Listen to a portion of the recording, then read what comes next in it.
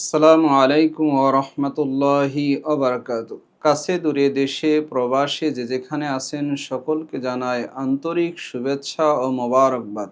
সম্মানিত মুসলিম ভাই বোনেরা, আজ কথা বলবো কবর জিয়ারত সম্পর্কে। জিয়ারত শব্দ এটি আরবি শব্দ, এটি বাবে নাসরা এর মাজদার জারা ইয়াজুরু জিয়ারাতান, অর্থ খবর নেওয়ার জন্য, কারো খোঁজ খবর নেওয়ার জন্য তার বাড়িতে গিয়ে তার সাক্ষাৎ করা অথবা সাক্ষাৎ করা। আর শরীয়তের পরিভাষায় জিয়ারত বলা হয় মৃত ব্যক্তির কবরের কাছে গিয়ে তার জন্য মাগফিরাত বা রহমতের দোয়া করা। এটা হলো কি জিয়ারত। রাসূল সাল্লাল্লাহু আলাইহি ওয়াসাল্লাম নিজে কবর জিয়ারত করেছেন এবং উম্মতদেরকেও জিয়ারত করার জন্য বলেছেন। উম্মতদেরকে কবর জিয়ারত করার জন্য উৎসাহিত করেছেন, আদেশ করেছেন। রাসূলুল্লাহ সাল্লাল্লাহু আলাইহি ওয়াসাল্লাম বলেন, মুসলিম শরীফের হাদিস, ফাজুরুল কুবুর, তোমরা কবর জিয়ারত করো, ফাইন্নাহা তুযাক্কিরুল মাউত, কেননা কবর জিয়ারত এটা মৃত্যুকে স্মরণ করিয়ে দেয়। কারণ মানুষ যখন কবরের কাছে যায় তখন সে দুনিয়ার মহাব্বতটা তার অন্তর থেকে সরে যায়, মৃত্যুকে স্মরণ করে। মানুষ যখন কবরের কাছে যায় তখন মানুষ মৃত্যুকে স্মরণ করে, আর এর কারণে দুনিয়ার মহাব্বত তার অন্তর থেকে সরে যায়, আখিরাতকে তার অন্তরের মধ্যে স্থান দেয়, যার দ্বারা তার জন্য নেকির কাজ, ভালো কাজ করা, পরকালের জন্য পাথর সংগ্রহ করা অতি সহজ হয়ে যায়। এজন্য রাসূল সাল্লাল্লাহু আলাইহি ওয়াসাল্লাম বললেন যে তোমরা কি করো, কবর জিয়ারত করো। তাহলে এখন আমরা কবর জিয়ারত করব। কবর জিয়ারত করার সিস্টেম বা তরিকা বা পদ্ধতি কি, কোনটা সুন্নাত তরিকা? সুন্নাত তরিকা এটা মুসলিম শরীফের এক হাদিসের মধ্যে এসেছে। হযরত আবু বুরায়দা রাদিয়াল্লাহু আনহু বলেন যে আমরা রাসূলুল্লাহ সাল্লাল্লাহু আলাইহি ওয়াসাল্লামের সাথে ছিলাম। রাসূলুল্লাহ সাল্লাল্লাহু আলাইহি ওয়াসাল্লাম কবরের কাছে গিয়ে পড়লেন, আসসালামু আলাইকুম ইয়া আহলাদ দিয়ার মিনাল মুমিনিনা ওয়াল মুসলিমিন, এবং পড়লেন ওয়া ইন্না ইনশাআল্লাহু বিকুম লালাহিকুন ওয়া নাসআলুল্লাহা লানা ওয়া লাকুমুল আফিয়া। রাসূল সাল্লাল্লাহু আলাইহি ওয়াসাল্লাম এই দোয়াটা পড়লেন, আসসালামু আলাইকুম আহলাদ দিয়ার, অর্থ হে কবরবাসী, তোমাদের উপর আল্লাহর শান্তি বর্ষিত হোক। কারা? যারা মুমিন, যারা মুসলিম, তারা কবরবাসীদের মধ্য থেকে যারা মুমিন, যারা মুসলিম, তাদের জন্য রাসূল বললেন কি, তোমাদের উপর আল্লাহর রহমত, আল্লাহর শান্তি বর্ষিত হোক। এবং বলেন যে ওয়া ইন্না ইনশাআল্লাহু বিকুম লালাহিকুন, নিশ্চয় আমরাও অতি সত্বর তোমাদের সাথে আমরাও মিলিত হব। তার মানে তোমরা একটু আগে গেছো, আমরাও আসতেছি, কারণ যেতে হবে সবাইকে, থাকা যাবে না কাউকে, সকলকেই যেতে হবে। এরপরে রাসূল আবার দোয়া করলেন কি, নাসআলুল্লাহা লানা ওয়া লাকুমুল আফিয়া, এবং দোয়া করলেন আমি আল্লাহর কাছে তোমাদের জন্য এবং আমাদের জন্য ক্ষমা প্রার্থনা করতেছি। এটাই হলো সুন্নাত দোয়া, এটাই হলো সুন্নাত দোয়া। কিন্তু আমরা কি করি, আমরা বিভিন্ন প্রকার দোয়া পড়ি। কবর জিয়ারতে গিয়ে আমরা বিভিন্ন প্রকারের দোয়া বানায় নিছি। যেমন কেউ বলে সূরা ফাতিহা একবার পড়েন, 3 বার সূরা ইখলাস পড়েন, কয়েকবার দুরূদ শরীফ পড়েন।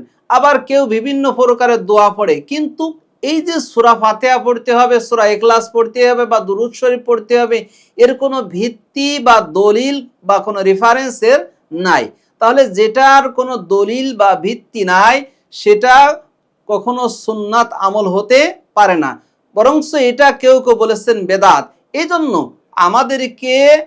আমাদের প্রত্যেকটা ইবাদত হবে রাসূলুল্লাহ সাল্লাল্লাহু আলাইহি সাল্লামের সুন্নাত তরিকায়।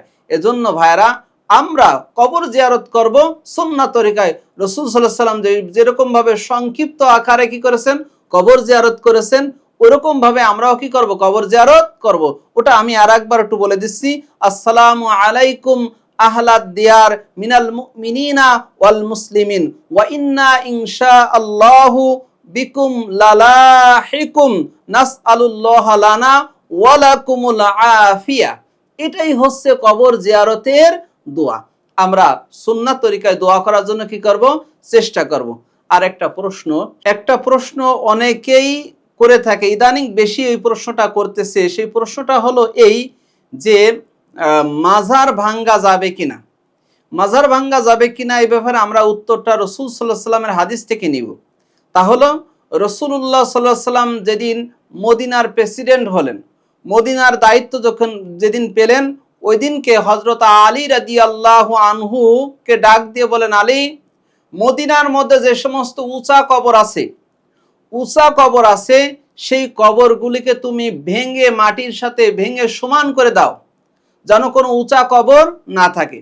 তাহলে এই হাদিস দ্বারা প্রমাণিত যে আপনার কোনো উঁচা কবর পাকা করা যাবে না, বা কোনো উঁচা কবর যেখানে মাজার, আর সাধারণত মাজার বলতে আমাদের সমাজে যেটা বুঝি আমরা, যেখানে যেখানে শিরিকের আখড়া গেড়ে বসে।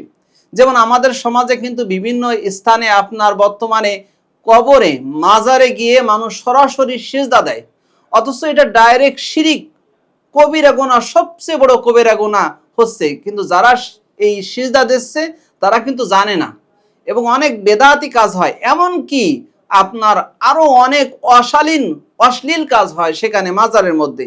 যেমন আপনার সেখানে আপনার কি হয়, গান বাদ্য বাজনা হয়, এমন কি আপনার সেখানে অনেক অনেক নেশার দ্রব্য সেখানে পান করা হয়, যেখানে আপনার গাঞ্জা খায়, ইয়াবা খায়। এই যে গাঞ্জা ইয়াবা খেয়ে আপনার মাজারকে অপবিত্র করতেছে, সেখানে আপনার অশালীন কাজ হচ্ছে। এজন্য যেই সমস্ত মাজারে আপনার শিরিকের কাজ হয়, যেই সমস্ত মাজারে আপনার এই যে গাঞ্জার আড্ডা বসে, এই সমস্ত মাজারকে ভেঙ্গে মাটির সাথে সমান করে দিতেই হবে। এটা রাসূল সাল্লাল্লাহু আলাইহি সাল্লামের আদেশ। হ্যাঁ, যেখানে আপনার কবর, যেখানে আপনার কিছু কিছু কবরের ব্যাপারে বিভিন্ন ওলামা একরাম বলেছেন যে যারা সম্মানিত ব্যক্তি রয়েছেন তাদের কবরে শিরিকের কোনো হয় না, সেসব কবরের ব্যাপারে ভিন্ন কথা বলা হয়েছে। তো আমরা যেখানে শিরিকের কাজ হয়, যেখানে মানুষ সরাসরি কবরকে সিজদা করে, ওই সমস্ত কবরকে ভেঙে মাটির সাথে সমান করে দিতে হবে, কোনো প্রকার কবর পাকা করা যাবে না। আশা করি আপনারা উত্তরটি পেয়েছেন। আসসালামু আলাইকুম ওয়া রাহমাতুল্লাহি ওয়া বারাকাতুহু।